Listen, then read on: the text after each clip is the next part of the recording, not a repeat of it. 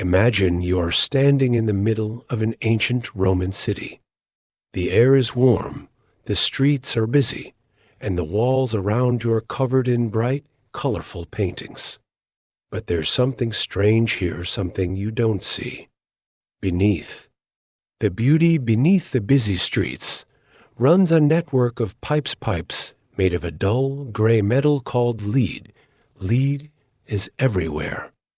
It's in the water pipes, carrying fresh water to the grand bathhouses.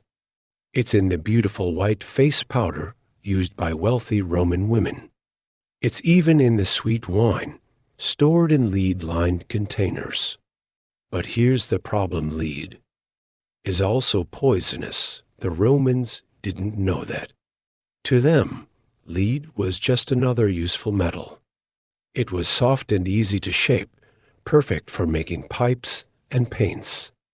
They called it plumbum, which is where we get the word plumbing today. But this useful metal had a dark side. Over time, the Romans started noticing strange things. People who worked with lead got sick. Their hands trembled, their memories faded, and their minds seemed to slip away. But even when they saw these terrible effects, they didn't stop using it. Why? Because they didn't understand what lead was doing to them, and it wasn't just Rome. In medieval Europe, lead was still a popular metal. It was used in stained glass windows, adding color to grand cathedrals. It was in medicines, where doctors thought it could cure diseases. It was in the air, in the blacksmith shops, where the metal was melted and shaped. But why did people keep using this toxic metal? Why did they ignore the dangers? To answer that, you need to look beyond the metal into a world of magic, mystery, and a little bit of madness, a metal with a dark reputation. Imagine yourself standing in a smoky room, surrounded by ancient books and strange symbols. This is the world of the medieval alchemist, a world where science and magic are mixed together. Lead is just a heavy, dull metal. But to the alchemists, it is something much more. They see it as a metal with two faces, one that can bring death, but also one that can bring life. Alchemists believe that lead is a cursed metal. They know it can cause madness. They've seen it themselves. Workers who spend too much time with lead start to lose their minds. Their hair falls out, their skin turns pale, and their thoughts become confused. It's almost like the metal is alive, whispering dark thoughts to them. But even though they know it's dangerous, the alchemists can't stop working with it. Because lead is also a symbol of transformation. To them, it represents the beginning of a great journey, a journey from darkness to light, from death to life. Lead is a symbol of Saturn, the ancient Roman god of time and decay. Saturn is a dark, cruel god, a god who devours his own children. For the alchemists, lead is connected to this dark power. But they also believe that through knowledge and magic, they can change this cursed metal into something pure, into gold, and so lead becomes more than just a metal. It becomes a test, a challenge. Can they transform this dark, deadly metal into something bright and beautiful? Can they turn poison into a promise? Alchemists' obsession with transformation in the flickering light of an alchemist's workshop. You watch as a bearded old man carefully stirs a bubbling pot of strange, thick liquid. The air smells of burning herbs, and strange symbols cover the walls. This is the world of the alchemist, a place where science, magic, and madness are all mixed together. The alchemists. Lead is not just a metal. It is the first step in a great journey. They believe that all metals are part of a great chain, starting with dark, heavy metals like lead and ending with pure, shining gold. This idea is called transmutation, the belief that you can change one thing into another. And lead is the perfect metal for this magical journey. It is dark, heavy, and full of impurities. But with the right knowledge, the right heat, and the right magic, it can become gold. But why do the alchemists care so much about gold? Is it because they want to be rich? For some, yes. But for the true alchemists, it is about something much bigger. It is about transformation, not just of metal, but of the soul. They believe that just as they can turn lead into gold, they can also change themselves. They can become better, wiser, and pure. In a way, the lead is a reflection of them. Dark, heavy, full of flaws. But through their work, they hope to become like gold, pure, bright, and perfect. But the journey is not easy. It is filled with failure, frustration, and sometimes madness. Many alchemists spend their entire lives trying to turn lead into gold, and most of them fail.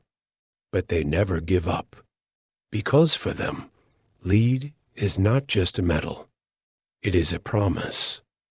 A promise that even the darkest, heaviest things can become something beautiful. From Saturn's curse to alchemical hope, but there is something strange about lead, something that connects it to the stars. In the ancient world, each metal was linked to a planet. Gold was linked to the sun, bright and life-giving. Silver was linked to the moon, pure and beautiful. But lead was linked to Saturn, the dark, cold planet of time and death. Saturn was seen as a cruel god, a bringer of endings and decay. He was the god of old age, of cold winters, of final goodbyes. And because lead was his metal, it was seen as a metal of death and darkness. But for the alchemists, this wasn't a curse. It was a challenge. Because just as winter must end for spring to come, just as night must end for dawn to rise, they believed that lead could be changed for them. Lead was the beginning of a great journey, a journey from darkness to light, from death to life. They believed that by understanding this metal, by mastering it, they could understand the secrets of life itself. And so, while the world saw lead as a poison, the alchemists saw it as a promise that even the darkest, heaviest things can become something bright and beautiful. But this journey was not without danger. Some alchemists went mad trying to unlock the secrets of lead. Some were poisoned by the very metal they worshipped. And some lost everything, their health, their wealth, even their lives. But still, they never gave up. Because in the dull, heavy metal of lead, they saw a spark of hope, a spark that kept them searching, experimenting, and dreaming. Lead in the alchemist's lab. You step into the alchemist's lab, and the first thing you notice is the smell. It's a thick, smoky odor that seems to stick to your clothes.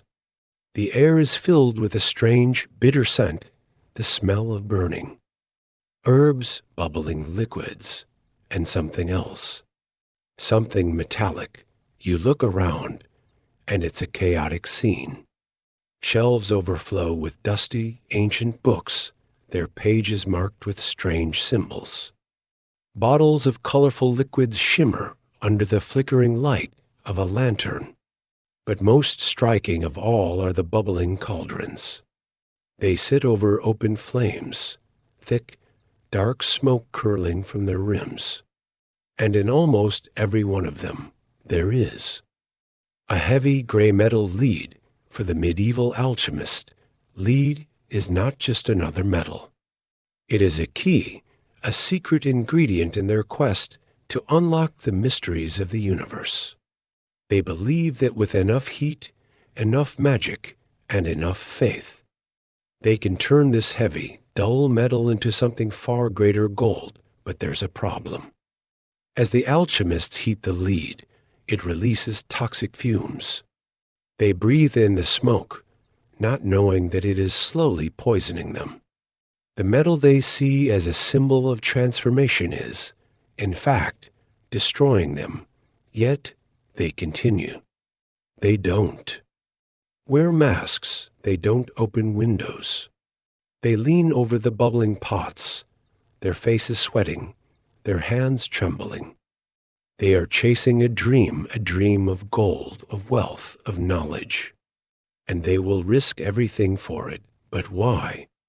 Why would they choose to work with something so dangerous? Because to them, lead is not just metal. It is a promise of something greater. A promise that even the heaviest, darkest things can be transformed into something pure and bright. Recipes for madness, but lead is not just a metal in the alchemist's lab. It is also an ingredient, a deadly ingredient in their strange recipes. Imagine yourself watching an alchemist carefully measuring out a handful of gray powder. He calls it sugar of lead, but this is no sweet treat. It is a deadly poison. In the smoky, dimly lit lab, you watch as the alchemist mixes this powder with strange herbs and thick black liquids. He is creating a potion, a cure for a terrible illness at least. That's what he believes. He doesn't understand that his cure is actually a slow poison. Medieval alchemists and healers use lead in all sorts of recipes. Some of them believe it can heal skin diseases. They mix it into ointments and rub it on wounds, not realizing they are making the problem worse. Others create lead-based powders, which they believe can cure stomach pains or fevers. But instead of healing, these powders only bring more pain. In some cases, alchemists even create lead-based cosmetics. Wealthy women use white face powders made with lead to give their skin a pale, ghostly look, the fashionable look of the time. But over time, their skin becomes dry and cracked, their hair falls out, and their health fades. They have no idea that their beauty secret is slowly killing them, but it's not just the rich who suffer. Soldiers on the battlefield sometimes receive lead-based medicine for their wounds. Even ordinary people, seeking cures for everyday illnesses, find themselves poisoned by the very thing that was supposed to heal them. Lead is everywhere, hiding in plain sight, bringing pain and suffering, all while the alchemists and healers believe they are using it for good. The art of lead-based medicinal. Step out of the smoky lab and into the bustling streets of a medieval city. You see a line of people outside a small, dark shop. This is the shop of a medieval healer, a doctor in the eyes of the people. And what is he selling? Medicine made with lead. The healer is an old man with a long gray beard. His hands shake slightly as he measures out a thick, dark liquid into a small bottle. He hands it to a young woman, who thanks him and rushes off. She believes this medicine will cure her fever. But in truth, it will only make her sicker. In medieval times, lead is a common ingredient in medicine. Doctors believe that it can draw out bad humors, the invisible, poisonous fluids they think cause disease. They mix lead powder with herbs to create ointments for the skin. They add it to drinks, believing it can cure stomach pains. They even use it in eye drops, thinking it will clear up infections. But what they don't know is that lead is slowly poisoning their patients. People who use these medicines start to feel strange. Their skin turns pale, their hair falls out, and They suffer from terrible stomach pains. Some even lose their minds, wandering the streets in a daze.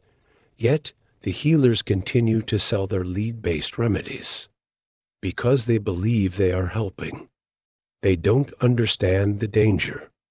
To them, lead is just another tool, another ingredient in their battle against disease.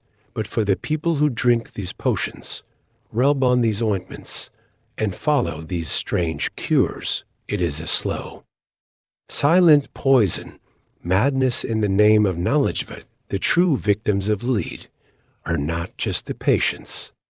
They are the alchemists themselves. Imagine an old alchemist hunched over his workbench, his hands shaking, his face pale, his eyes wild. This is not just a result of his hard work. It is the slow, deadly effect of lead poisoning. Many of the most famous alchemists in history suffer from this curse. They spend their lives surrounded by lead they melted, they grind it, they even eat it in tiny amounts, believing it holds some magical power. But all it brings them is madness. You watch as an alchemist scribbles on a piece of paper, his handwriting a tangled mess of symbols and words. His thoughts are confused, his memory slipping away. He is convinced he is on the verge of a great discovery. But in truth, he is losing his mind. One by one, the alchemists fall victim to the very metal they worship. Some become paranoid, believing that dark forces are trying to steal their secrets. Others become violent, lashing out at anyone who questions them. Some simply waste away, their bodies growing weak, their minds fading into darkness. T is a tragic irony. The men who seek to unlock the secrets of life through lead are instead destroyed by it. Their quest for knowledge leads them to madness. And yet, even as they suffer, they cannot let go. They continue to melt, mix, and drink the deadly metal, chasing a dream that is slowly killing them. But why do they never stop? Why do they keep pushing forward, even as they suffer? Because for them, lead is not just a metal. It is a promise of something greater, a promise of understanding, a promise of gold. But is it really worth the price? Would you risk everything, your health, your sanity, even your life, for a dream of turning darkness into light? Would you, in their place, do the same? Lead and the 7 metals. Imagine yourself stepping into a dark, candle-lit room. Shelves lined with ancient books surround you, their pages filled with strange symbols and diagrams. At the center of the room stands a large wooden table covered in odd objects: a smoky glass bottle, a silver crescent, a golden sun-shaped coin, and a heavy gray metal block lead. This is not just any room. It is the study of a medieval alchemist. And the objects on the table are not just random items. They are the 7 sacred metals: gold, silver, copper, iron, tin, mercury, and lead. Each of these metals is linked to one of the 7 planets of the ancient world. Gold belongs to the sun, bright and life-giving. Silver is the moon, pure and mysterious. Copper is Venus, the planet of love. Iron is Mars, the god of war. Mercury is linked to the quicksilver metal of the same name. Tin is for Jupiter, the great king of the gods. And then there is lead, the metal of Saturn. But why Saturn? Because Saturn is the darkest of the ancient gods. He is the god of time, death, and decay. A cruel, cold figure who devours his own children, a symbol of endings and destruction. And lead, with its heavy gray color and poisonous nature, is the perfect symbol of this dark power. But for the alchemists, lead is not just a metal of death. It is a metal of transformation. They believe that just as Saturn's darkness can give way to light, so too can lead be transformed into gold. It is not just a piece of metal, it is a secret, a mystery, and a promise. But how? How can something so dark and deadly be turned into something bright and pure?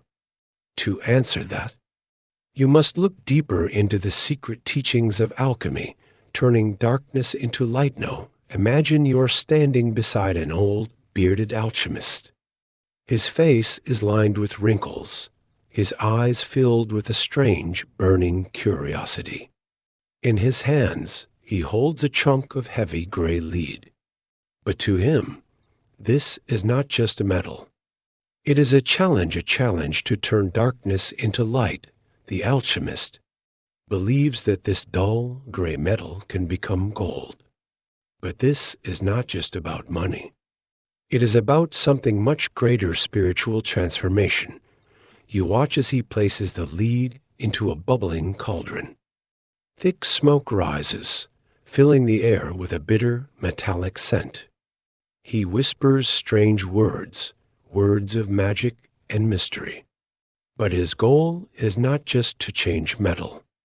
It is to change himself. To the alchemists, turning lead into gold is a symbol of transforming the soul.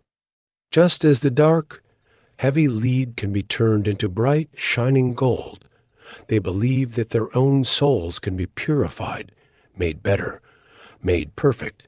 This is the secret teaching of alchemy. The true transformation begins within. The lead is not just a metal. It is a mirror reflecting the darkness within the alchemist's own soul. And just as he struggles to purify the lead, he also struggles to purify himself to become wiser, kinder, and more understanding. But this is not an easy journey. Just as the lead must go through fire, the soul must go through trials, suffering, and struggle. But in the end, if they succeed, they believe they will become like gold, pure, bright, and eternal. But where did these strange beliefs come from? Who taught the alchemist to see lead as a symbol of the soul? To find the answer, you must look to an ancient mystical tradition, the Hermetic mystery. The Hermetic mystery. You find yourself now in a grand, shadowy library. Dusty beams of light slip through tall, narrow windows, and the scent of old parchment fills the air. You see strange symbols carved into the wall: circles, triangles, stars, and the image of a mysterious figure holding a serpent staff. This is Hermes Trismegistus, the legendary teacher of the Hermetic tradition. But who is Hermes? Some say he is a god, a mix of the Greek god Hermes and the Egyptian god Thoth, the god of wisdom, writing, and magic. Others say he was a wise teacher, a real man who wrote great books of hidden knowledge. But to the alchemists, Hermes is the source of their wisdom, the father of alchemy. Hermetic teachings are filled with strange ideas. They say that all things in the universe are connected, that everything is made from a single divine substance, the prima materia, the first matter. And they believe that this divine substance can be transformed, just like lead can be turned into gold. But here is where it gets even stranger. In the Hermetic tradition, lead is not just a metal. It is a symbol of the prima materia itself, the base substance from which all things are created. And just as this base substance can become anything, so too can lead be transformed. For the alchemists, lead is a symbol of the soul, dark, heavy, and imperfect. But through knowledge, faith, and effort, it can be changed. It can become something pure, bright, and beautiful. But these secrets are not shared openly. They are hidden, buried in ancient books filled with strange symbols and coded messages. Only those who truly understand the teachings can unlock their power. And that brings you to the final piece of this mystery, the secret manuscripts. Deciphering ancient manuscripts, imagine yourself sitting at a wooden desk in a dark, candle-lit room. In front of you lies an old, thick book. Its cover is worn. Its pages yellowed with age. Strange symbols and drawings cover the pages: a snake eating its own tail, a star with 7 points, a circle divided into 4 parts. This is an alchemical manuscript, a book filled with the secret teachings of alchemy. But there is a problem. The words are written in code. Strange symbols replace letters, and the sentences are filled with mysterious metaphors. But why? Why would the alchemists hide their teachings in such a strange way? Because they believe that true knowledge is dangerous. In the wrong hands, it could bring disaster. So they hide it, protecting it from those who are not ready to understand. As you turn the pages, you begin to see a pattern. Some of the strange symbols look familiar: the symbol of Saturn, the symbol of lead. But the alchemists do not call it lead. They call it by other names: the dark dragon, the gray wolf, the child of Saturn. But if you know the code, you begin to understand. These are all names for lead, the heavy gray metal that hides a golden promise. The alchemists write in riddles because they believe that only those who are wise enough to understand will discover the truth. You run your fingers over the pages, tracing the symbols. You realize that lead, the metal of darkness and death, is not just a poison. It is a key to the secret teachings of alchemy, a key to understanding the universe, a key to transforming the soul. But would you dare to unlock these secrets? Would you risk the darkness for a chance at enlightenment? Would you try to turn lead into gold, knowing that it might lead you to wisdom or to madness? The dangers of lead. Imagine yourself standing in the grand hall of a medieval palace. The walls are covered in rich tapestries, chandeliers glow with candlelight, and the tables are loaded with silver goblets, colorful fruits, and golden plates. It is a scene of wealth and luxury. But hidden among this wealth is something deadly, something you cannot see. You watch as a noblewoman lifts a beautiful, shining goblet to her lips. She smiles, sips her sweet wine, and laughs with her friends. But what she doesn't know is that her goblet is lined with lead. The sweet taste she loves is not just from the wine, it is from the lead dissolving into her drink. Lead is everywhere. In the palace. It is in the goblets, in the water pipes, and even in the makeup that the noblewomen wear. That glowing white powder they use to give their faces a pale, elegant look. It's made with lead. They call it Venetian ceruse, a fine white powder that promises beauty but delivers poison. But the noblewomen are not the only ones at risk. In the kitchens, the cooks use lead-lined pots to prepare rich, spiced dishes. The heat from the fire causes tiny bits of lead to mix with the food. The guests eat, laugh, and enjoy the feast, unaware that they are slowly poisoning themselves, and it is not just the rich who suffer. In the grand Roman baths, lead pipes bring fresh water to the pools. The hot, steaming water absorbs tiny amounts of lead from the pipes. Men and women soak in the warm baths, relaxing, feeling refreshed, but they are also being poisoned. But how can something so deadly be everywhere? Because people don't know the danger. They see lead as a useful, magical metal perfect for making pipes, paints, and powders. They believe it is safe, even healthy, but they are wrong. And as you look around the grand hall, at the laughing faces, the shining goblets, and the pale, glowing skin of the noblewomen, you realize the terrible truth. This beautiful palace is filled with poison, lead poisoning and its victims. But the true danger of lead is not just that it is everywhere, it is that its poison is silent. Imagine waking up one morning with a pounding headache. Your hands tremble, your thoughts are cloudy, and your stomach aches. You try to get up, but your legs feel weak. You feel sick, but you don't know why. This is the curse of lead poisoning. It strikes without warning and hides in plain sight. For centuries, people suffered from lead poisoning without ever knowing the cause. Some of history's most famous figures may have been its victims.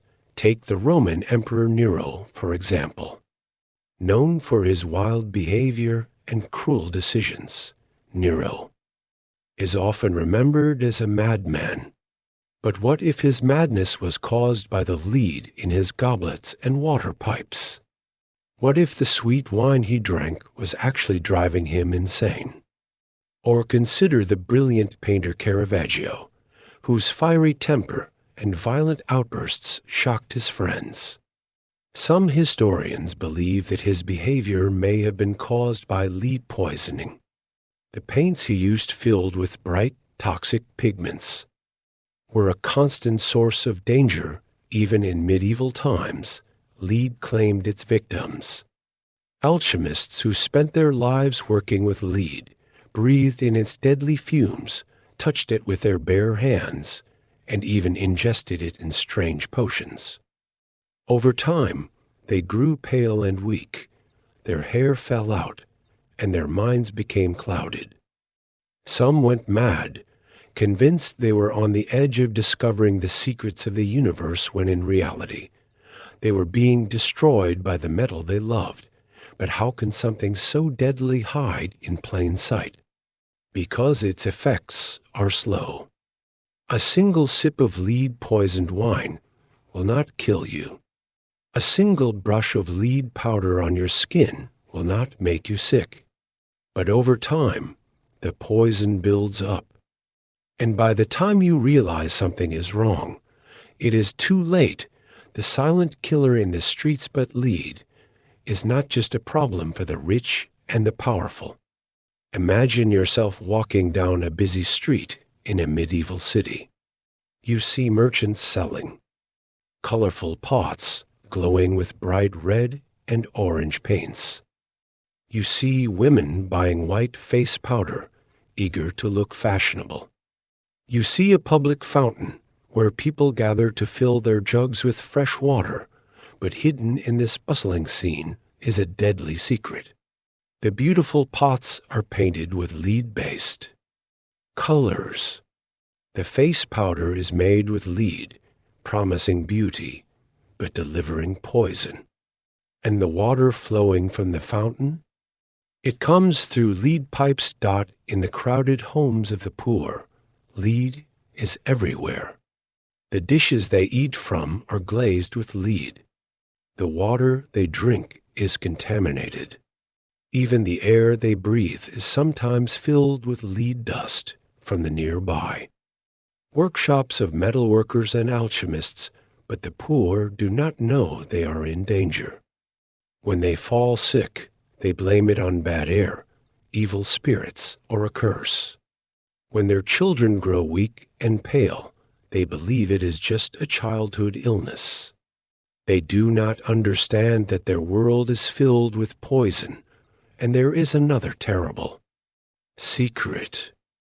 Even the doctors, the wise men who are supposed to heal the sick, are part of the problem. They mix lead into their medicines, believing it can cure diseases. They use lead-based ointments for skin infections, not realizing they are making the problem worse. But why don't people see the truth? Because lead is a silent killer. It does not cause pain right away. It works slowly, hiding in plain sight, poisoning its victims without them ever knowing. But there is one group who should know the truth, the alchemists. They work with lead every day. They breathe its fumes, touch it with their hands, and mix it into strange potions. Surely they must see the danger, but do they? Alchemists in Dinialu step into the smoky, cluttered workshop of a medieval alchemist. Bottles of strange, colorful liquids line the shelves. Heavy books, covered in strange symbols, lie open on the table. In the center of the room, a bubbling cauldron releases thick, gray smoke, the smoke of burning lead. The alchemist leans over the cauldron, his face pale, his hands shaking. But he is not afraid. To him, this is the smell of magic, the scent of transformation. He believes that by working with lead, he is on the path to a great discovery, the secret of turning lead into gold. But what he does not see is that the lead is killing him. His pale skin, his shaking hands, his clouded thoughts, these are all signs of lead poisoning. Yet he refuses to believe it. Why? Because for the alchemist, lead is more than just a metal. It is a symbol of transformation, of hope, of enlightenment. To admit that lead is poison would be to admit that his life's work is a lie, and so he continues. He stirs the bubbling pot, breathes in the toxic fumes, and dreams of gold. Even as his health fades, even as his friends warn him, he refuses to give up, but he is not alone. Across Europe, alchemists continue to work with lead, convinced that it is the key to wisdom. They believe that if they can master lead, they will unlock the secrets of the universe. And they are willing to pay any price, even their own health, even their own sanity. But is it worth it? Is the dream of gold worth the risk of death? Is the promise of wisdom worth the price of madness? Would you dare to chase the dream, knowing it might destroy you? The eternal quest for gold. Imagine yourself standing in a smoky, candle-lit workshop. Around you, the shelves are lined with dusty books, and the air is filled with the scent of burning herbs. But your eyes are fixed on a heavy gray metal. Lead sitting in a thick iron pot over a crackling fire. You are not just an ordinary person. You are an alchemist, a seeker of secrets. And that dull, gray metal is not just lead to you. It is a promise, a mystery waiting to be solved. You believe that with enough heat, enough patience, and enough magic, you can turn this heavy, useless metal into something far more valuable, pure, shining gold. This is the dream of transmutation, the idea that one thing can be changed into another. For you, and for countless alchemists like you, lead is just the beginning of a great journey. It is the first step in the sacred art of alchemy, a quest that has captured the imaginations of wise men, madmen, and dreamers for centuries. But why lead? Why not some other metal? Because lead is the heaviest, dullest, and most common of all metals.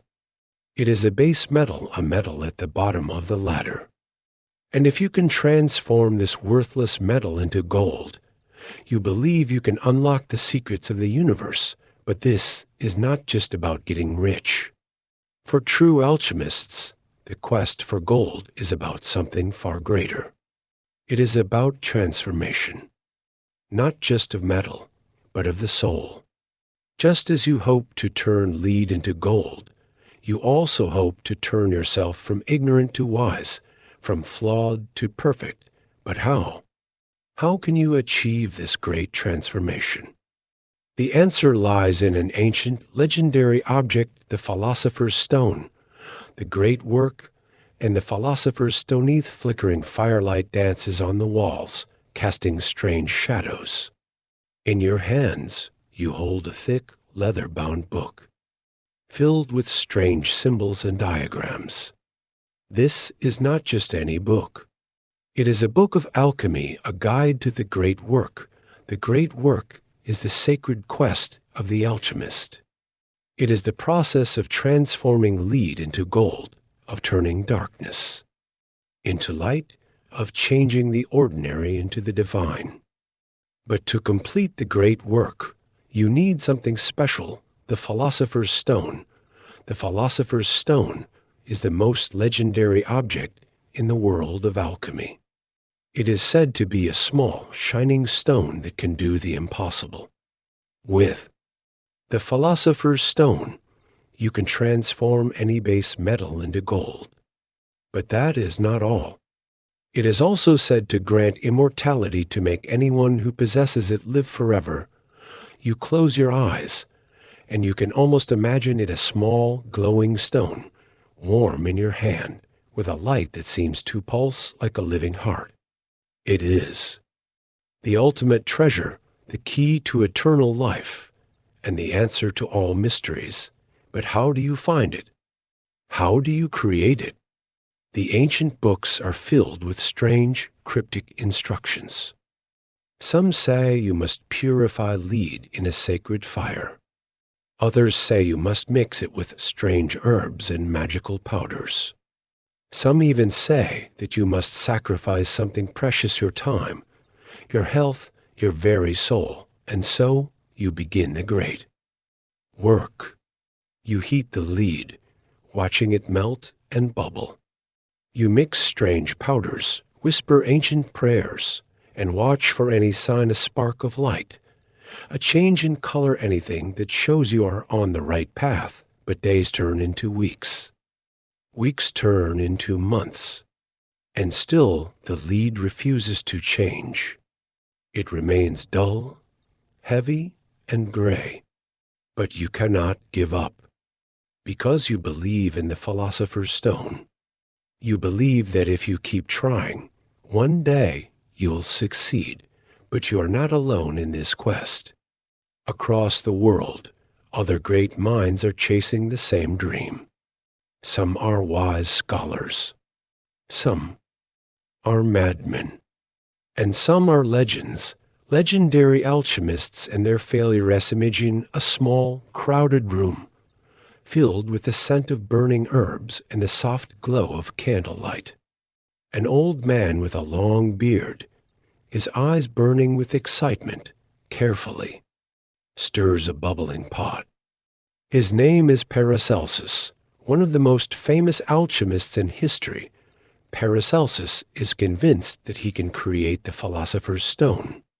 He spends his life experimenting, mixing strange powders, burning strange herbs, and writing thick, mysterious books filled with secret knowledge. But despite all his wisdom, he never finds the stone. Then there is Isaac Newton, yes, the same Isaac Newton who discovered gravity. Most people remember Newton as a brilliant scientist, but in secret, he was also an alchemist. Late at night, hidden in his study, he spent hours reading alchemical texts, writing strange symbols in his notebooks, and trying to unlock the secrets of lead. But even Newton, with all his genius, never found the philosopher's stone, and they were not alone. Alchemists across Europe, from wise scholars to wandering charlatans, all chased the same dream. Some lost their fortunes, spending all their money on strange ingredients and ancient books. Some lost their health, breathing in toxic fumes from their experiments. And some even lost their minds, becoming obsessed with the quest for gold. But why? Why did they keep trying, even when they failed again and again? Because the dream of turning lead into gold was more than just a dream. It was a promise of wisdom, of power, and of something greater than themselves. But while most alchemists failed, their work was not wasted. Because even though they never found the philosopher's stone, they discovered something else, something that would change the world, the science behind the myth. Imagine yourself standing in a bright, clean laboratory. Glass bottles filled with colorful liquids line the shelves. A Bunsen burner flickers with a blue flame. Strange metal tools lie neatly arranged on a polished table. This is not the dark, smoky workshop of a medieval alchemist. This is a modern chemistry lab, but believe it or not, this clean, scientific lab owes its existence to the smoky and magical world of the alchemists. Because while the alchemists may have failed to turn lead into gold, they discovered something else: the basic principles of chemistry. When the alchemists heated lead, mixed it with other metals, and observed the changes, they were performing experiments. They learned about reactions, about how metals can combine and change. They invented tools like the crucible and the distillation flask, tools that are still used in labs today. And while they did not discover the philosopher's stone, they discovered important chemicals like acids and alcohol. They learned how to extract pure metals from ores. They even laid the foundations for the idea of elements, the building blocks of all matter. In a way, the alchemists were the first scientists. They were dreamers, yes, but they were also explorers, searching for the truth about the natural world. And even though they never found the treasure they were searching for, they left behind a different kind of treasure knowledge. But would they be happy to know this? Would they see their failure to create gold as a success in creating science? Or would they see it as a terrible defeat? And what about you? Would you be willing to spend your life chasing a dream, knowing that you might never reach it? Would you risk everything for the hope of turning darkness into light, of transforming lead into gold? Because in the end, that is the true lesson of the alchemists. They may never have turned lead into gold, but they showed that even the most impossible dreams can lead to incredible discoveries. Would you dare to chase such a dream? Lead as a tool of assassination. Imagine yourself in a grand medieval feast. The hall is filled with laughter. The tables overflow with roasted meats, fruits, and sweet wine. Nobles in rich robes raise their goblets, toasting to their health and fortune. But beneath the laughter and celebration, a dark secret lurks: a silent, invisible killer. And that killer is lead. You watch as a young nobleman lifts his silver goblet, a smile on his lips. He takes a long sip of the sweet, dark wine, and then, just for a moment, his smile fades.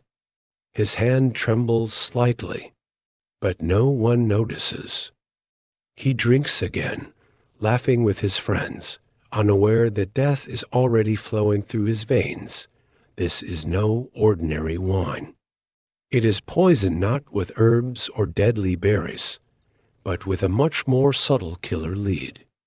The goblet has been lined with a thin layer of lead, and over time, the sweet wine has absorbed it.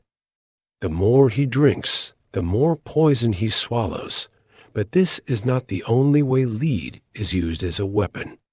In the shadowy alleys of medieval cities, you find another dark trick: lead-laced powders.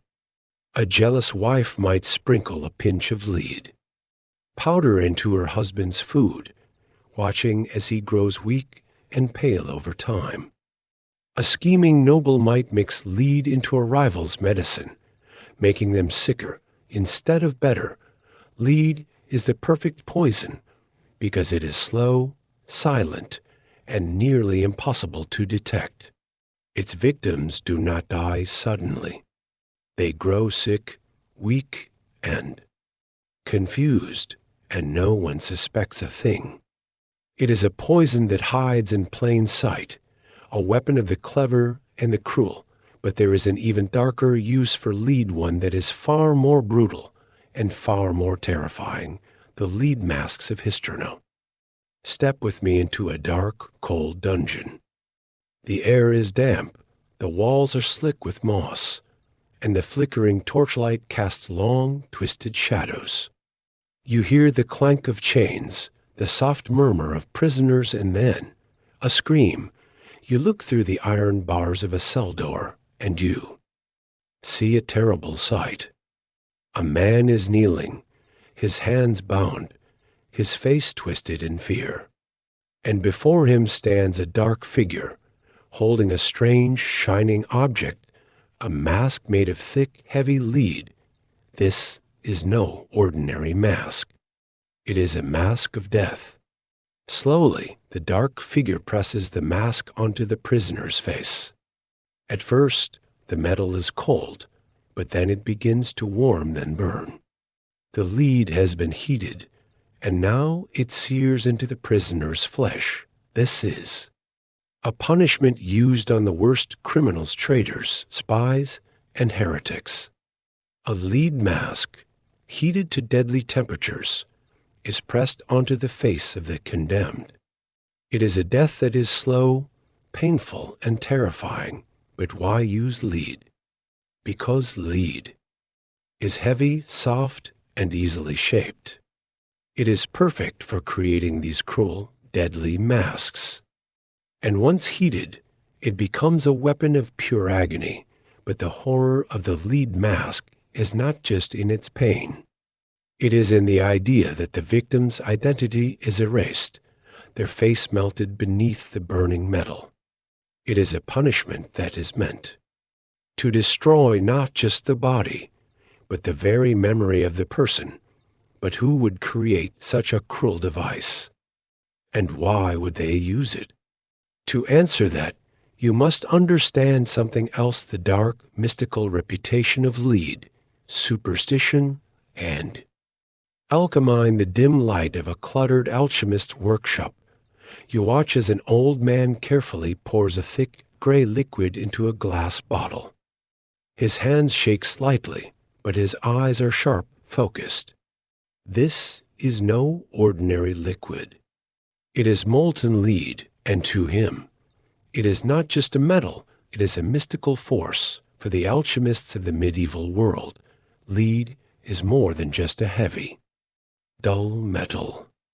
It is a symbol of darkness, death, and decay, a metal of Saturn, the ancient god of time.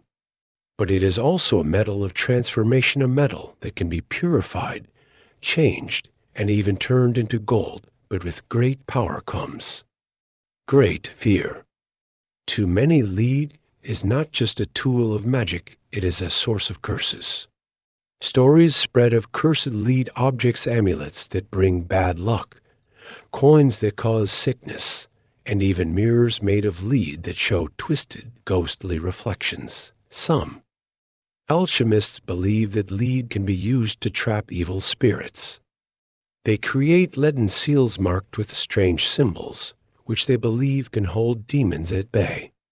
Others believe that lead can reveal hidden truths, acting as a mirror for the soul. But these beliefs are not without danger. In a world filled with superstition, it does not take much for a simple metal to become a source of fear. A lead ring left on a table can be seen as a bad omen. A lead coin given as a gift can be seen as a curse. And a lead amulet worn for protection can become a source of paranoia. But the fear of lead goes beyond superstition. Because for those who know its true power, its poison, its weight, its darkness, lead is not just a metal. It is a symbol of death. But what happens when fear turns into madness? When rumors become more dangerous than the metal itself? The fear of leads curse. Imagine walking through a crowded medieval marketplace. Merchants shout their prices, children run through the narrow streets, and the air is filled with the smell of fresh bread, spices, and smoke.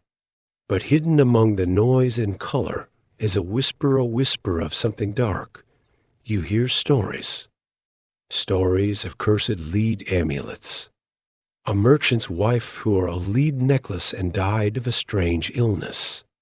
A poor beggar who found a lead coin on the street and fell sick the next day. Even a nobleman who received a beautiful lead mirror. Only to see a ghostly, twisted face staring back at him, people begin to fear lead, seeing it not just as a dangerous metal, but as a source of dark magic.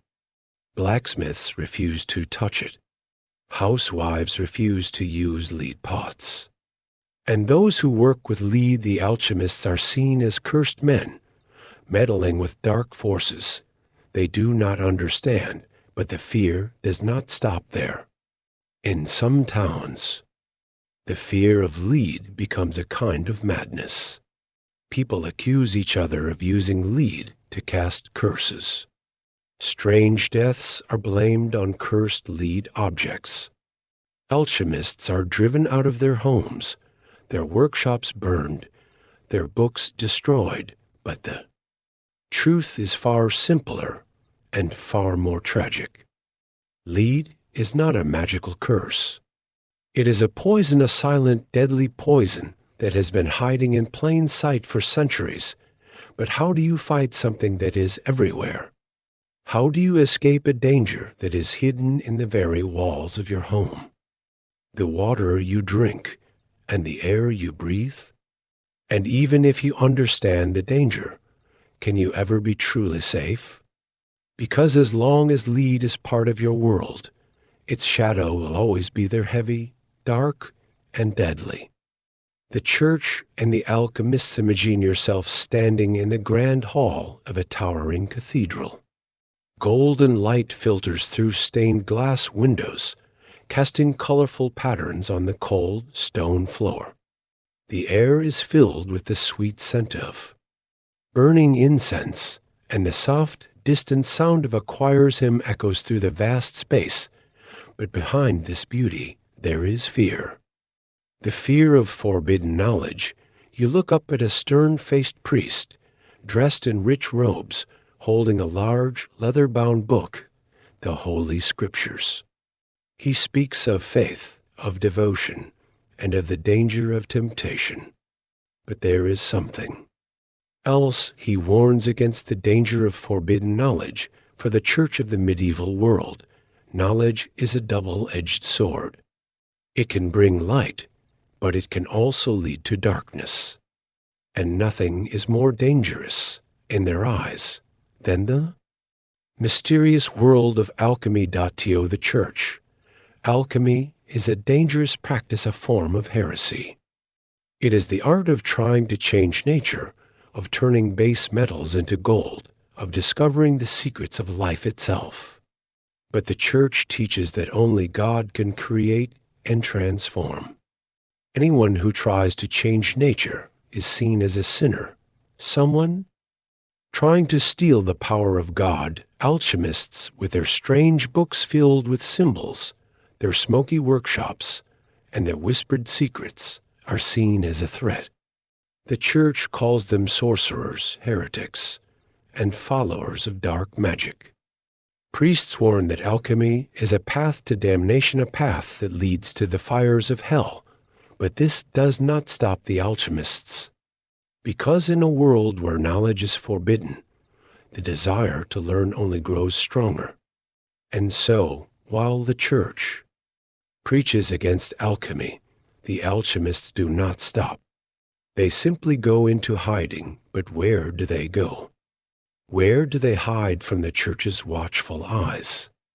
Alchemists in the shadow, step with me now into the twisting, narrow streets of a medieval city.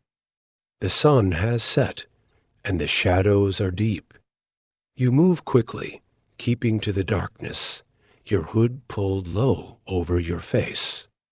You're not just a traveler, you are an alchemist, and you must be careful. In this world, alchemy is dangerous, not just because of the toxic fumes of lead, but because of the church. If you are caught, you could be arrested, tried for heresy or worse. So you hide. You step through a narrow doorway, pushing past a thick, musty curtain. Inside, the air is thick with the scent of burning herbs and melted metal. Shelves are lined with dusty books filled with strange symbols. Bottles of colored liquids glow in the flickering light of a candle. This is your secret workshop. It is hidden in the basement of an old house, far from the watchful eyes of the church. But you are not alone. Across the city, other alchemists are hiding too. Some are scholars, working quietly in secret libraries. Others are wandering mystics, sharing their knowledge with trusted friends, and some are part of secret societies, groups of alchemists who gather in hidden chambers, sharing their knowledge, protecting each other. They have secret signs, secret handshakes, and secret codes written in their books. But why do they take such risks? Why do they continue their strange experiments, even with the threat of the church? Because for them, alchemy is more than just a hobby. It is a quest for truth, for knowledge, for the secrets of the universe. But even as they hide, even as they whisper their secrets in dark rooms, they know that danger is never far away. Because the church is always watching.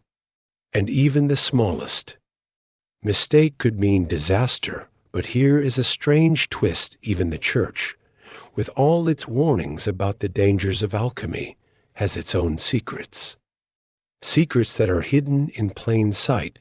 Lead and holy relics know. Imagine yourself standing in another grand cathedral, staring at something strange and beautiful. A thick golden document, covered in elegant writing, sealed with a large, dark seal. The priest beside you explains that this is a sacred document, a decree from the Pope himself. But the seal is not made of gold, silver, or wax. It is made of lead. Lead? The same metal that the church warns against in alchemy. Yes, because while the church preaches against alchemy, it is not entirely innocent of using lead itself. The church uses lead in many of its most sacred rituals. Papal decrees, the official letters from the Pope, are sealed with lead seals, known as bulli. These seals are a symbol of the Pope's authority, a mark of his power, but that is not all.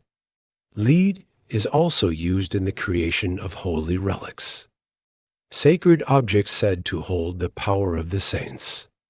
Relics are placed in lead boxes to protect them, and lead is sometimes melted to seal them shut. Even the grand stained glass windows of the cathedrals are held together with thin strips of lead. But how can the church use lead in its holy objects while warning against the dangers of lead in alchemy? The answer is simple. They see it as a matter of control.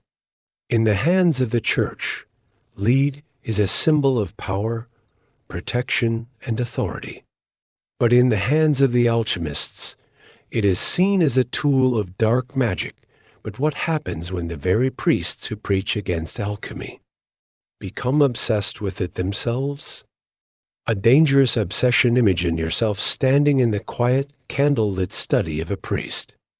Thick, leather-bound books fill the shelves, and a soft, warm light falls on a silver cross hanging on the wall. But on the desk, next to the Bible, you see something strange, a thick, heavy book covered in strange symbols. An alchemical text.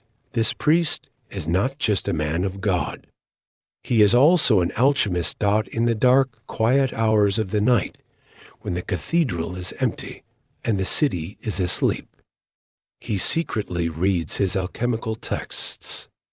He carefully mixes strange powders, melts heavy, gray lead in a silver pot, and whispers prayers not just to God, but to the hidden forces of nature. He believes that alchemy is not a sin, that it is, in fact, a sacred quest, a quest to understand the secrets of God's creation. To him, turning lead into gold is not just about money.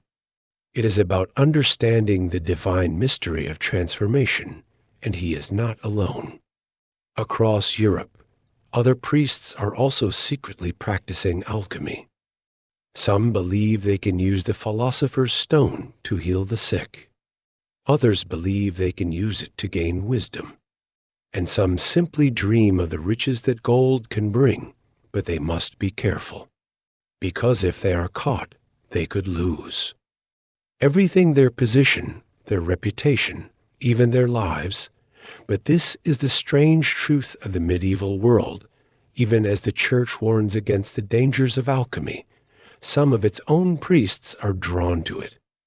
Even as it calls alchemy a sin, it uses lead in its own sacred objects, and so the line between faith and forbidden knowledge becomes thin, a shadowy place where faith and fear, wisdom and danger are forever intertwined. But would you dare to walk that shadowy path?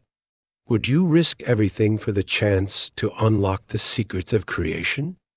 Would you be willing to become an alchemist even if it meant hiding in the shadows, risking your life and keeping your knowledge a secret? The dawn of rational science. Imagine yourself standing in a grand hall filled with bright sunlight. The high arched windows let in streams of light that dance across the polished floors. Men in long robes gather around a table, speaking in clear, confident voices. They are not whispering in dark, smoky rooms. They are not scribbling strange symbols in secret books. They are scientists, scholars who believe in reason, observation, and proof. This is the dawn of a new age, the age of rational science. In this new world, knowledge is not something to be whispered about in secret, smoky workshops. It is something to be tested, measured, and shared. It is not about hidden symbols and magical formulas. It is about experiments, logic, and the search for truth. You look around the room, and you see some of the greatest minds in history. There is Galileo Galilei, an old man with sharp eyes, pointing to a telescope. He is not just watching the stars, he is proving that the earth is not the center of the universe. There is Isaac Newton, a quiet, thoughtful man, carefully writing his laws of motion and gravity. And there is Robert Boyle, a sharp, curious scholar who believes that air has weight and can be measured. These men are not just curious thinkers. They are scientists, the first scientists.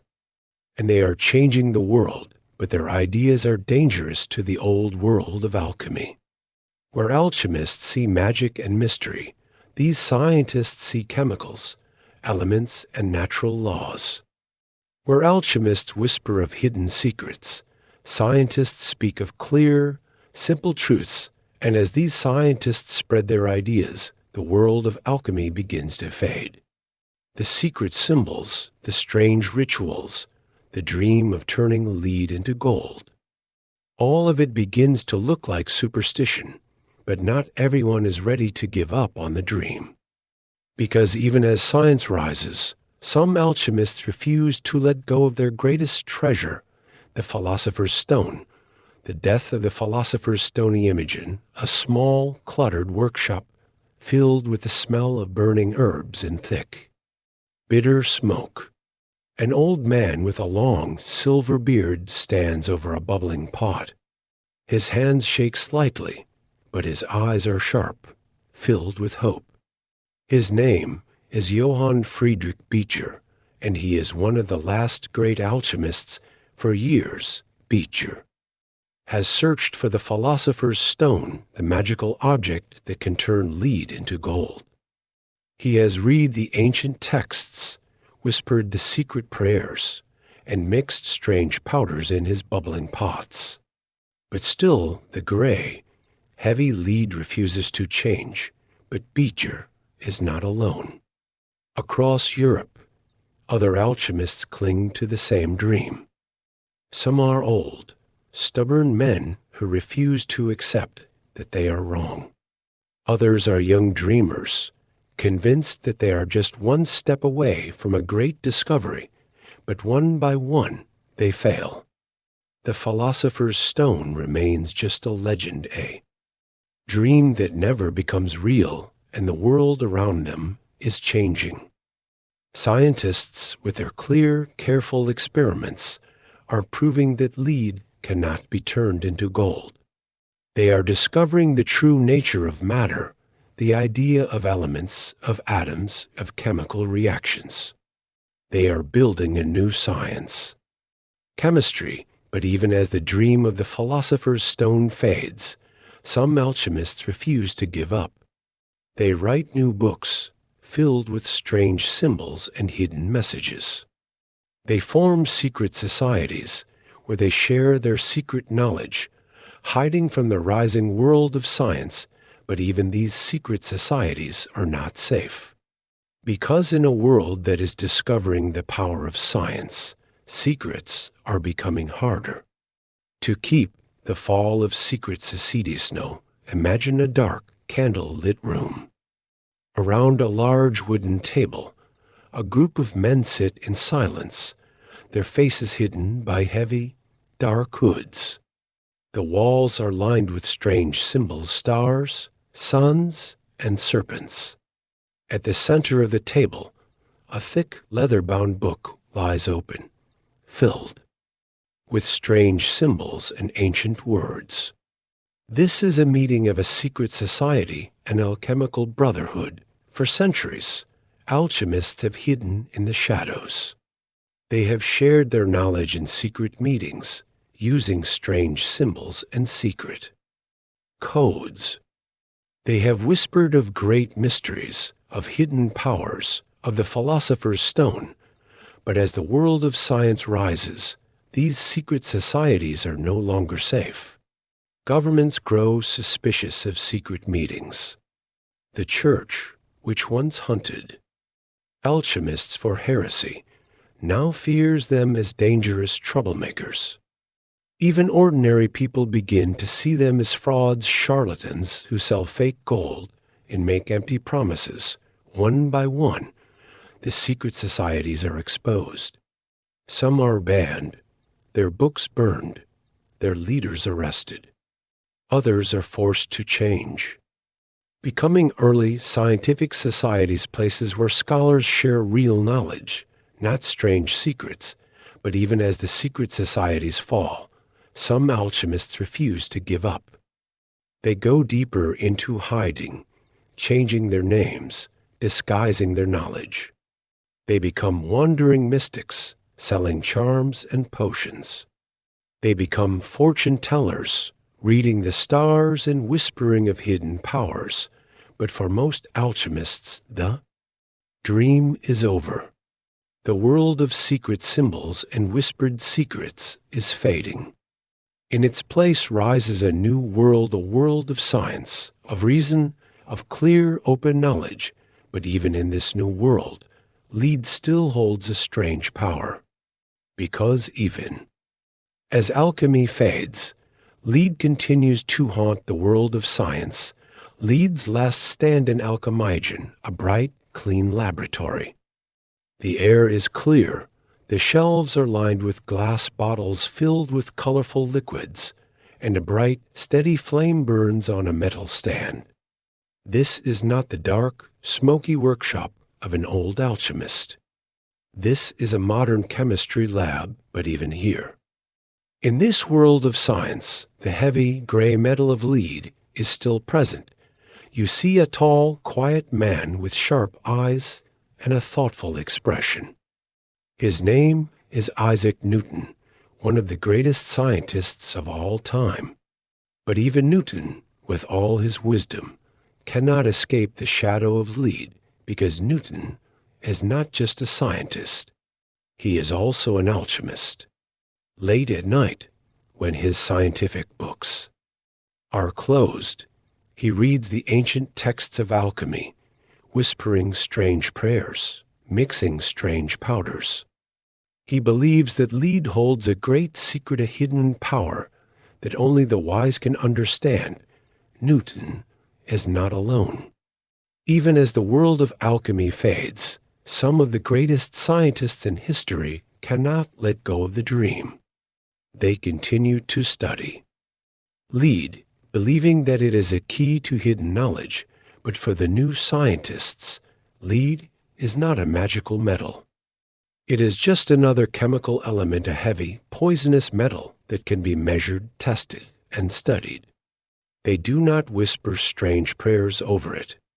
They heat it, weigh it, and record its properties, and as science grows stronger, the world of alchemy becomes just a memory, a strange, mystical dream from a darker, stranger time. But here is the strange truth: without alchemy, there would be no science. Without the dream of turning lead into gold, there would be no chemistry. The alchemists may have failed to create the philosopher's stone, but they did something greater. They turned dreams into knowledge. They turned mystery into science. But would you dare to dream like they did? Would you chase the impossible, even if the world called you a fool? Would you try to turn lead into gold, knowing that you might never succeed, but knowing that the journey itself is a treasure? Poisoned kings in Commoners Imogen, a grand, glittering palace filled with laughter, music, and the clinking of silver goblets. Noblemen and women raised their cups in joyful toasts, sipping sweet wine and dining on rich foods. But hidden in this scene of luxury is a silent, invisible killer lead.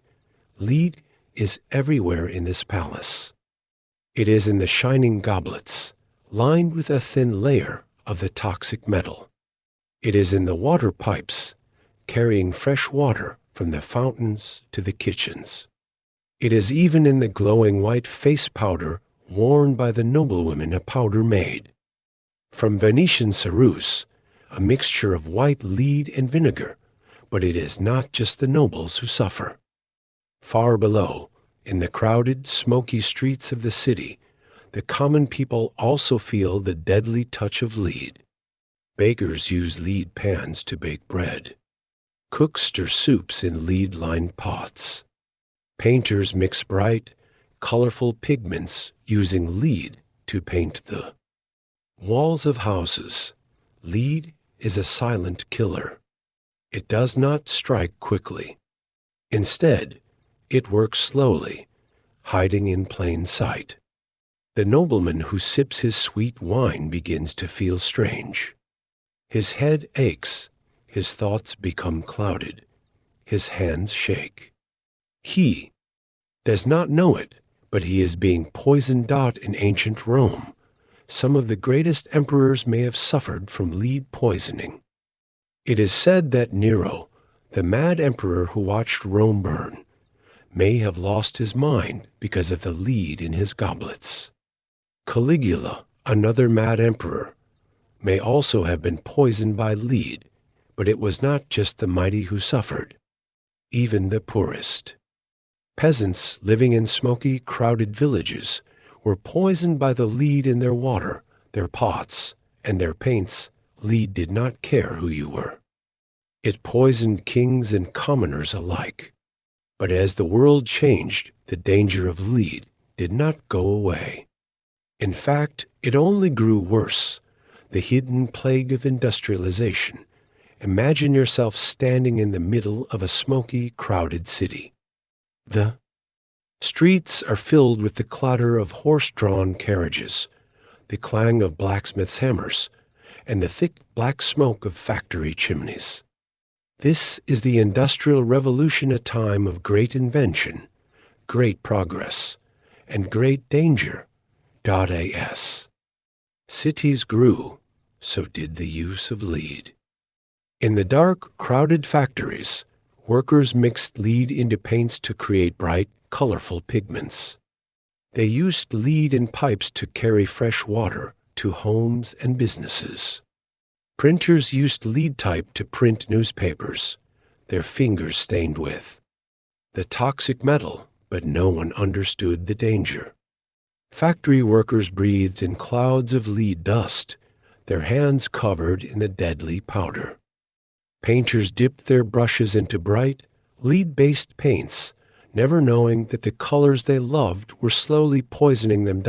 In the growing cities, children played in the streets, their hands touching painted walls covered in lead dust. They drank water from lead pipes, ate food cooked in lead pots, and even chewed on lead-painted toys. Lead became a silent plague, hiding in plain sight. It poisoned the air, the water, the food, and even the very walls of the buildings. But even as people grew sick, even as workers coughed and grew weak, no one saw the truth. They blamed the thick, smoky air, the crowded streets, the poor diets. No one knew that they were being poisoned by something they could not see, but as the cities grew, so did the danger. And soon, the silent plague of lead would become impossible to ignore. The scandal of modern poisoning. Fast forward to the 20th century. Imagine yourself standing in the middle of a busy, modern city. Cars rush by, their engines roaring. Shiny new buildings rise into the sky. It is a world of bright lights, fast machines, and endless possibilities. But even here, lead is still a silent killer. In the early 1900s, a new invention changed the world: the automobile. Cars became faster, more powerful, but they needed fuel. And that fuel was gasoline laced with lead. Lead was added to gasoline to make engines run more smoothly. But every time a car drove down the street, tiny particles of lead were released into the air. People breathed it in, swallowed it with their food, and drank it in their water. Lead was everywhere. It covered city streets in a fine, invisible dust. It settled on windowsills, where children touched it and put their fingers in their mouths. It seeped into the soil, where it poisoned plants and animals, but the problem did not stop there.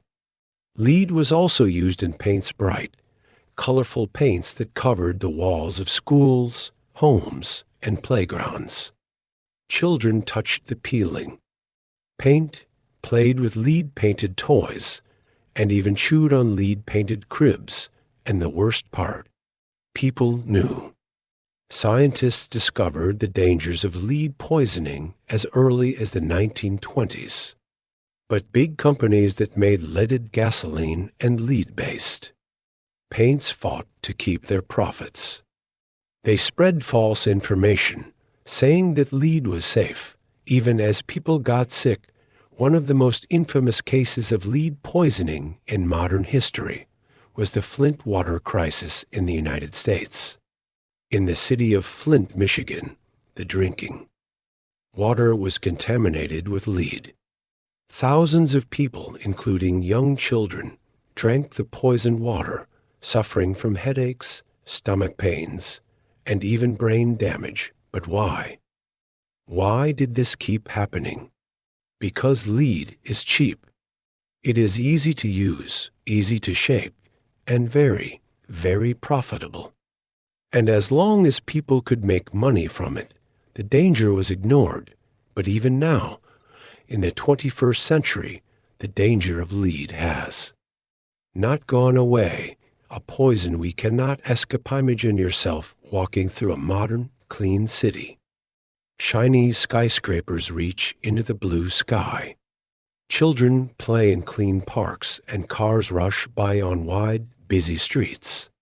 It seems like a safe, healthy world. But even here, in this bright, modern city, the shadow of lead is still there, because lead is a poison we cannot escape. It is in the walls of old houses, where layers of lead paint still crumble, turning into dust. It is in the soil of old industrial sites, where factories once spewed lead dust into the air. It is even in the water, where old lead pipes still carry drinking water to homes. In some countries, leaded gasoline is still used, poisoning the air. with every passing car. In poor neighborhoods, old, peeling paint still covers the walls, and children still put their fingers in their mouths, swallowing tiny flakes of poison. But the danger is not just in the past, even in the modern world. Lead is still used in some cosmetics, in cheap jewelry, and in old toys. It is a poison that refuses to disappear, but why? Why can't we escape this deadly metal? Because it is cheap, because it is useful, and because even when we know the danger, we do not always act, but we are learning. Scientists and doctors continue to fight against lead poisoning. Laws are being passed to remove lead from paints, gasoline, and water pipes. Cities are testing their water, cleaning their soil, and protecting their children, but the battle is not over. Because lead is a poison that hides in plain sight. It is a danger that never truly goes away. Would you dare to touch something that might be poisoning you? Would you know if it was hiding in your home, your water, or your air?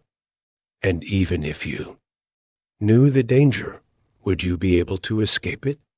Because lead is more than just a metal. It is a shadow, a silent, deadly shadow that has followed humanity for centuries.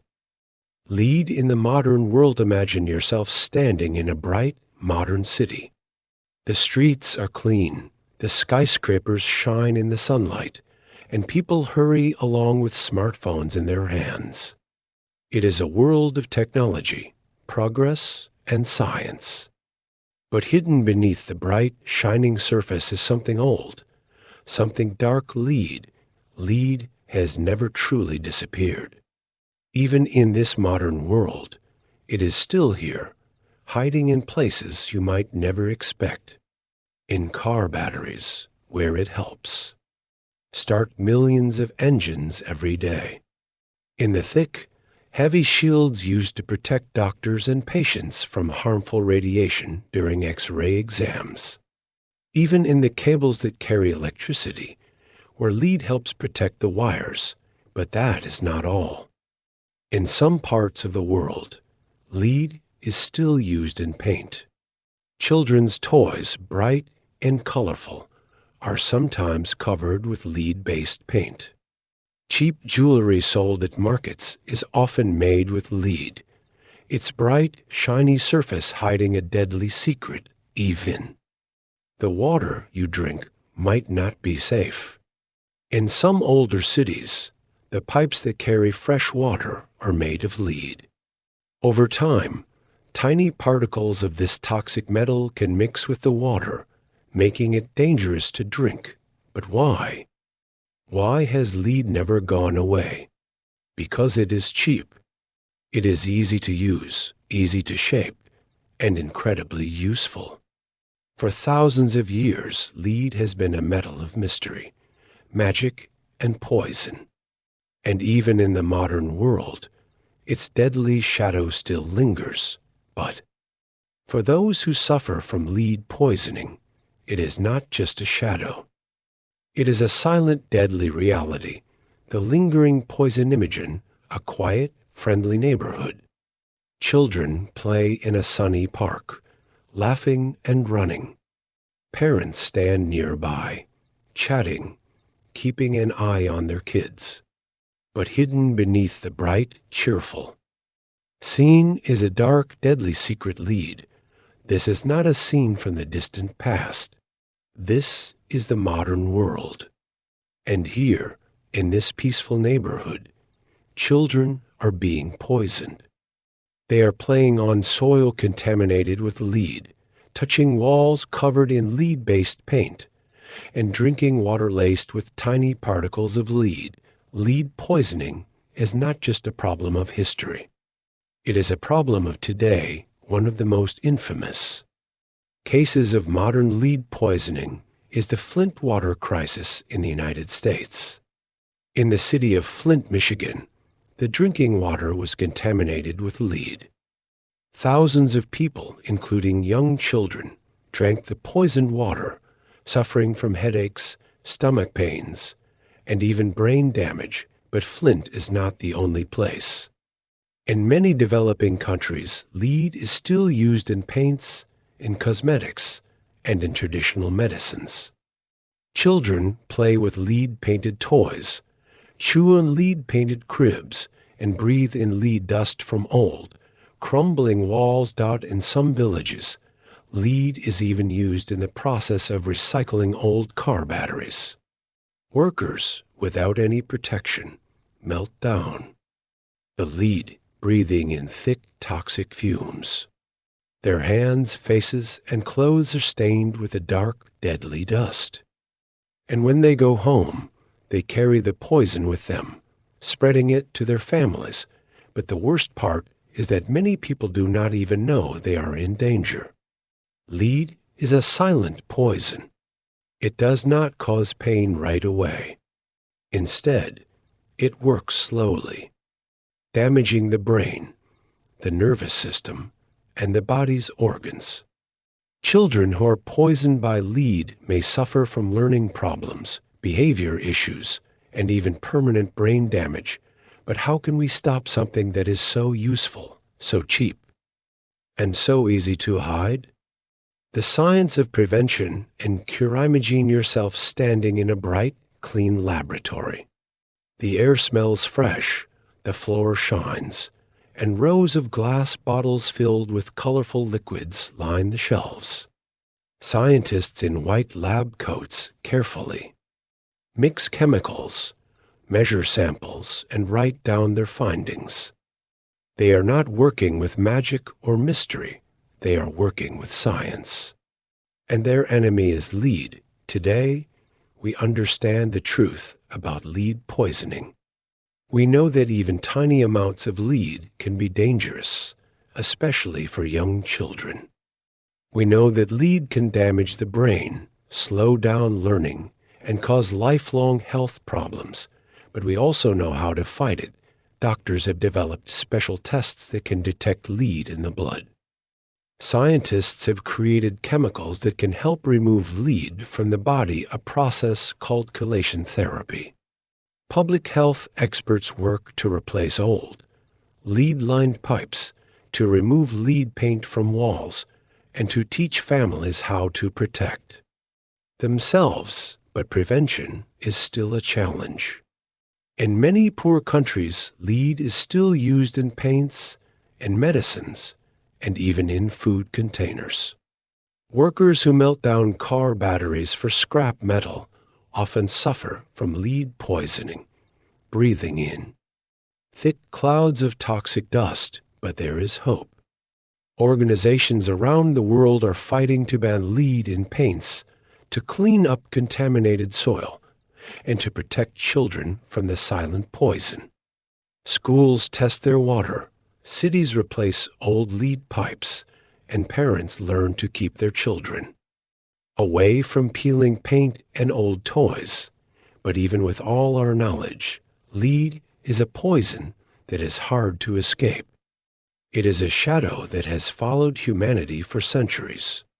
But it is also a reminder of the dangers of greed, of ignorance, and of our endless search for treasure.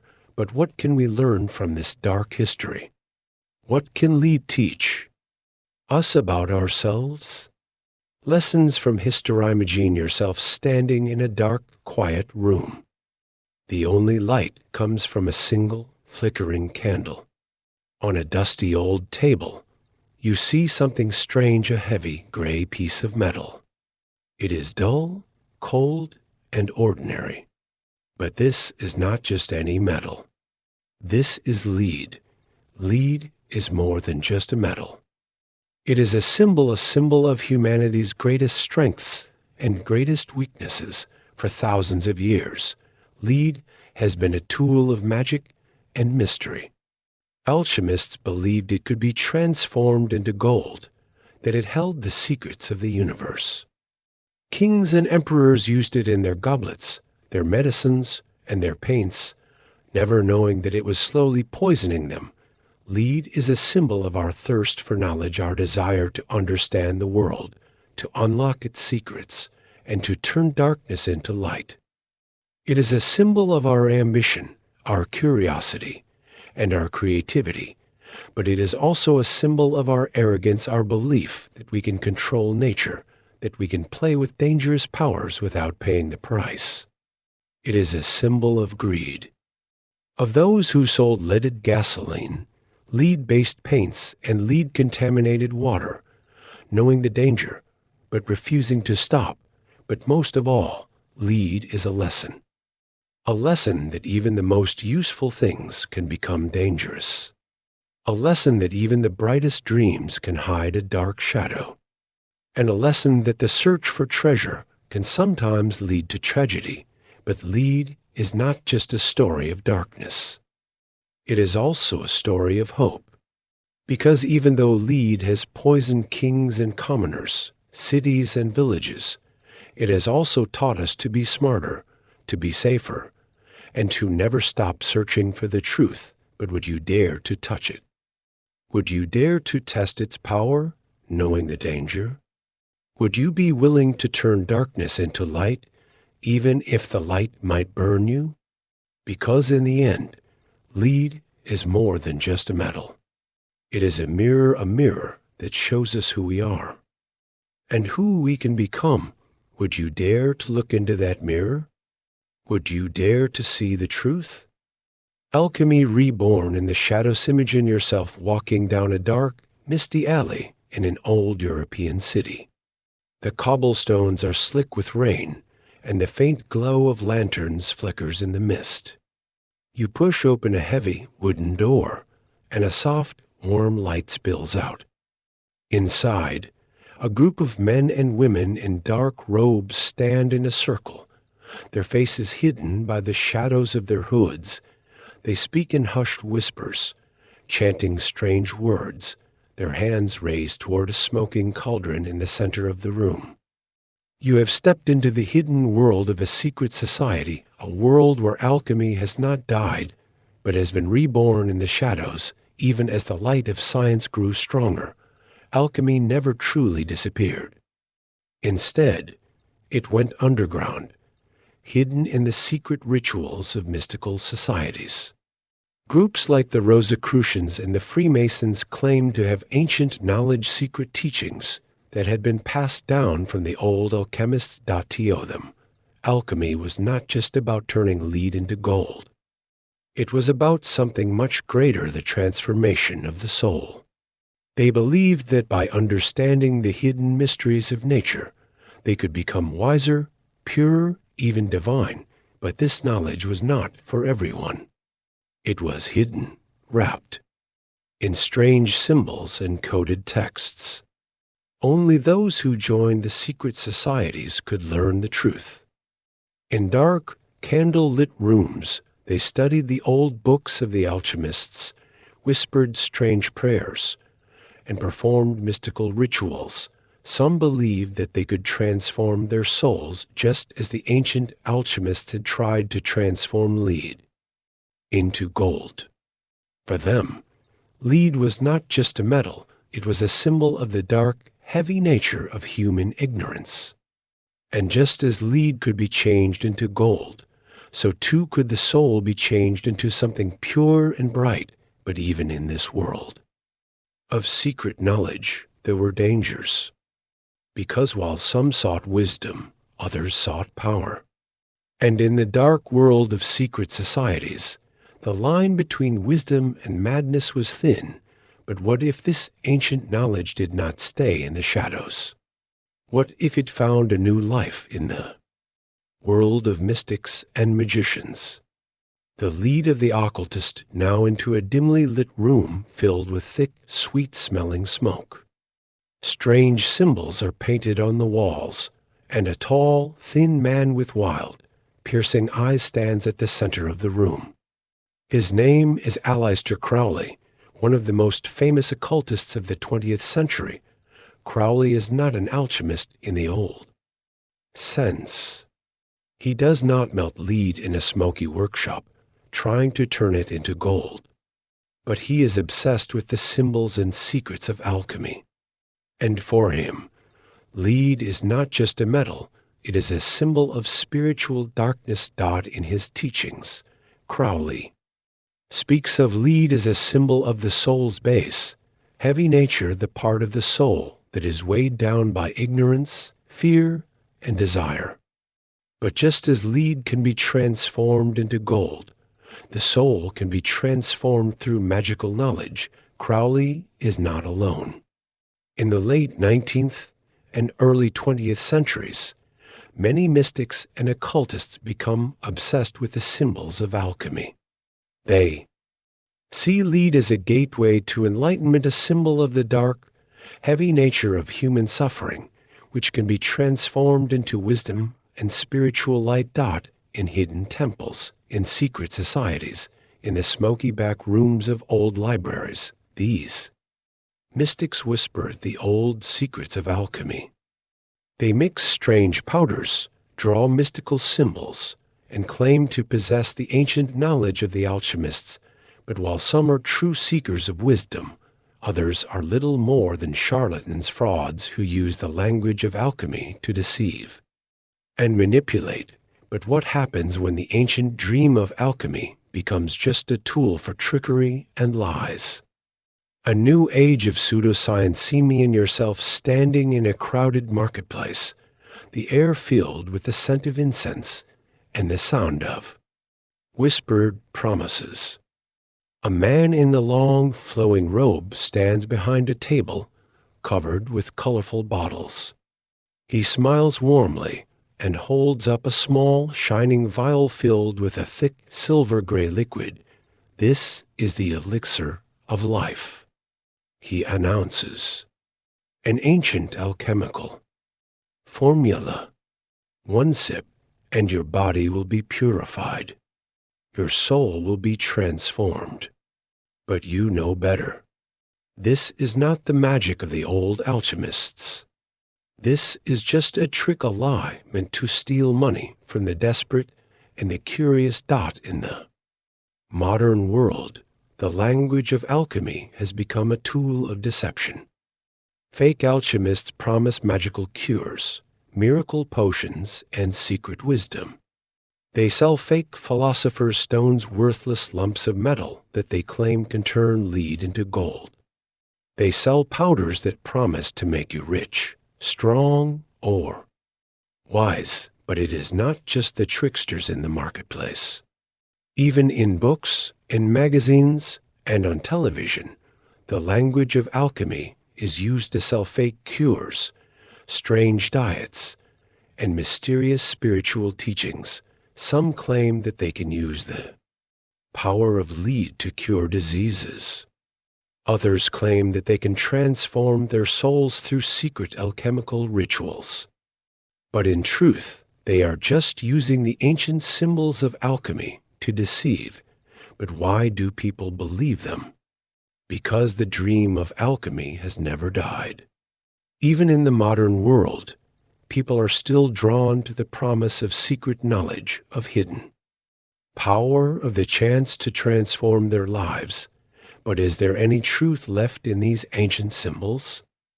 Or is alchemy nothing more than an ancient dream twisted into a modern trick? Or could it be that even in this world of fakes and frauds, there is still a hidden truth, a truth that only the wise can see?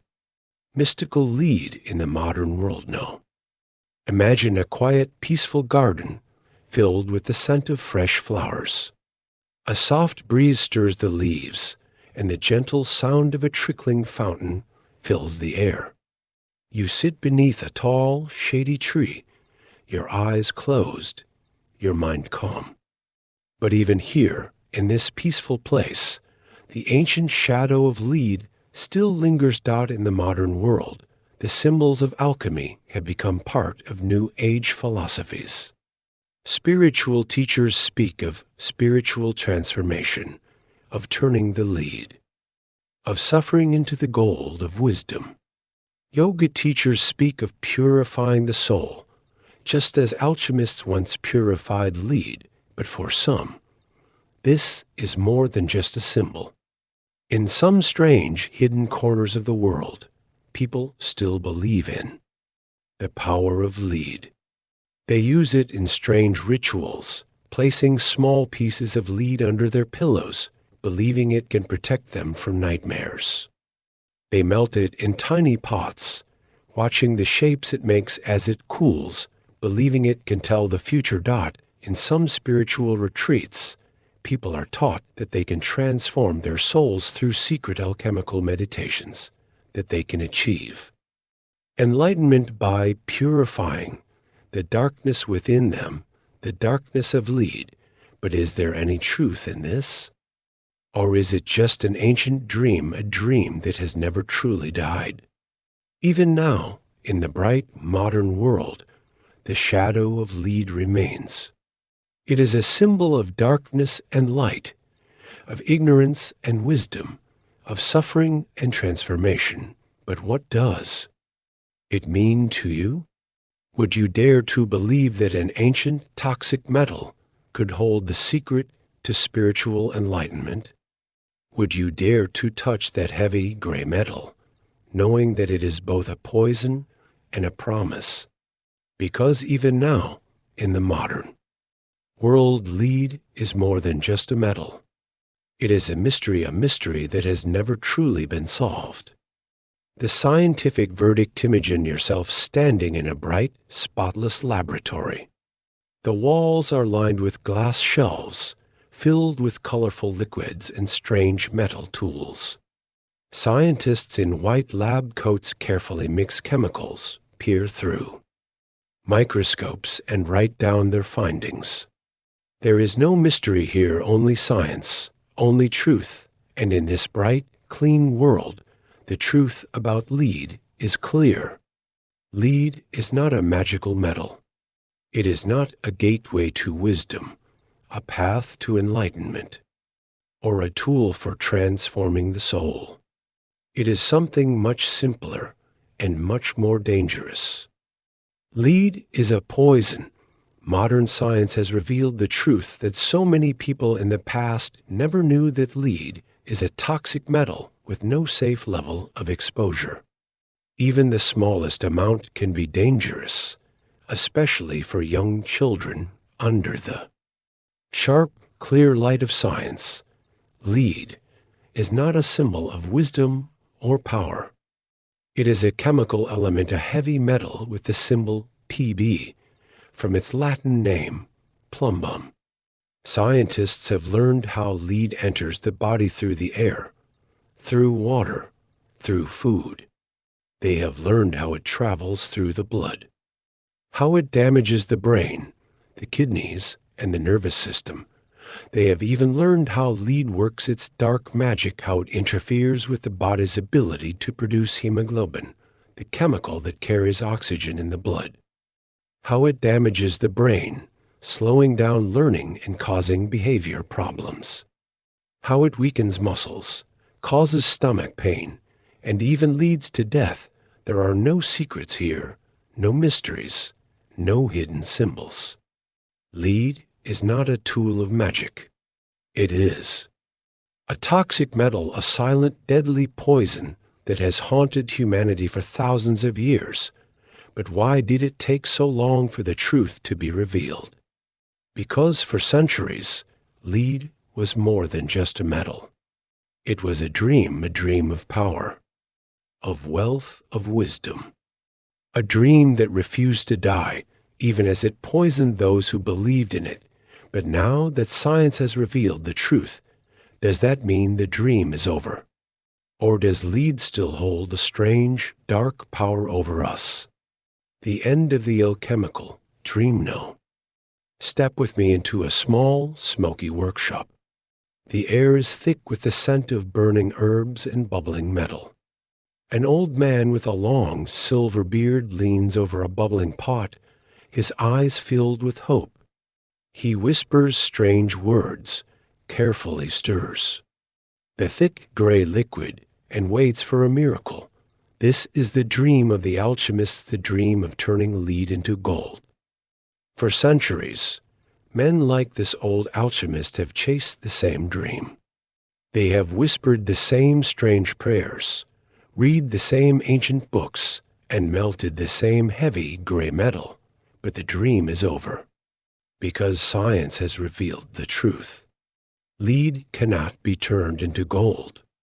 No amount of heat, no secret prayers, no ancient symbols can change it. Lead is lead. It will never become gold, but the dream of alchemy was never just about gold. It was about something much greater, the desire to transform the world, to unlock its secrets, to understand the mysteries of life. It was about the hope that even the darkest, heaviest things could be transformed into something pure and bright, but that hope has become a tragedy. Lead has poisoned kings, driven alchemists mad, and claimed the lives of countless victims. It has become a symbol not of wisdom, but of ignorance, not of transformation, but of destruction. But is the dream of alchemy truly dead? Or has it simply taken a new form? Because even as the world of alchemy has faded, the dream of transformation has never died. Even now, scientists and dreamers continue to search for the secrets of life, to unlock the mysteries of the universe, but will they learn the lessons of the past? Or will they make the same mistakes, chasing dangerous dreams and paying the price? Lessons from a poisonous pastimogene. Yourself standing in the ruins of an ancient palace. The walls are cracked and crumbling. The floors are covered in dust, and the wind whispers through the empty halls. In the corner, you see something strange, a small silver goblet, covered in a thin layer of dust. You pick it up, and a small, dark flake falls from the rim. It is lead, a deadly poison that has been hiding here for centuries. This is the lesson of lead, a lesson written in the ruins of ancient empires, in the dark, smoky workshops of alchemists, and in the crowded, poisoned cities of the modern world. A lesson of arrogance, of greed, of the terrible cost of ignorance. Lead has poisoned emperors, driven scholars mad, and claimed the lives of countless innocent victims. It has poisoned kings and commoners, rich and poor, wise and foolish. And yet, for centuries, humanity refused to see the truth. But why? Because lead is a symbol of our greatest strength and our greatest weakness, our desire to learn, to transform, to understand, and our willingness to ignore the danger in our quest for power. But the lesson of lead is not just a lesson of darkness. It is also a lesson of hope. Because even though lead has poisoned and destroyed, it has also taught us to be wiser, to be safer, to understand the world in a new way. It has taught us that even the most dangerous things can be understood, that even the darkest shadows can be revealed in the light of knowledge. But have we truly learned this lesson? Or do we still make the same mistakes, chasing dangerous dreams and ignoring the dangers hidden in plain sight? Because even though we know the truth about lead, we have not escaped it. It is still with us, still hiding in our world, still poisoning the innocent. But why? Why can't we escape this ancient poison? A metal that will not die. Imagine yourself walking down a quiet, peaceful street in a modern city. The air is clear, the sun is shining, and children play in the park. But hidden beneath this bright, happy scene is a shadow of something dark, something ancient. The shadow of lead. Lead is still with us. It is in the soil where it lingers from old, leaded gasoline and crumbling lead paint. It is in the water, where old lead pipes still carry drinking water to homes. It is in old houses where peeling lead-based paint still covers the walls. Even in the modern world, lead is still a danger. It is still used in some toys, in cheap jewelry, in certain cosmetics. It is still a part of car batteries, of industrial machines, of thick, heavy radiation shields. Is a poison that refuses to die. But why? Because lead is useful. It is cheap, it is strong, and it is everywhere. Even though we know the danger. We cannot escape it, but we are trying. Doctors test children's blood for lead. Scientists search for new ways to clean up contaminated soil and water. Cities replace old, lead-lined pipes. Parents check their homes for old, peeling paint. But the battle is far from over. Because even though we know the truth, even though we know the danger, lead is a poison that is hard to escape, but maybe that is the final lesson of lead. A lesson that even the darkest, deadliest things can be understood. A lesson that even the most dangerous dreams can teach us wisdom, but will we ever truly escape the shadow of lead? Or will it follow us forever, a reminder of our greatest dreams and our greatest dangers? Would you dare to touch it? Would you dare to search for its secrets, knowing the price that others have paid? Because in the end, lead is more than just a metal. It is a mirror that shows us who we are and who we can become. Would you dare to look into that mirror? Would you dare to see the truth?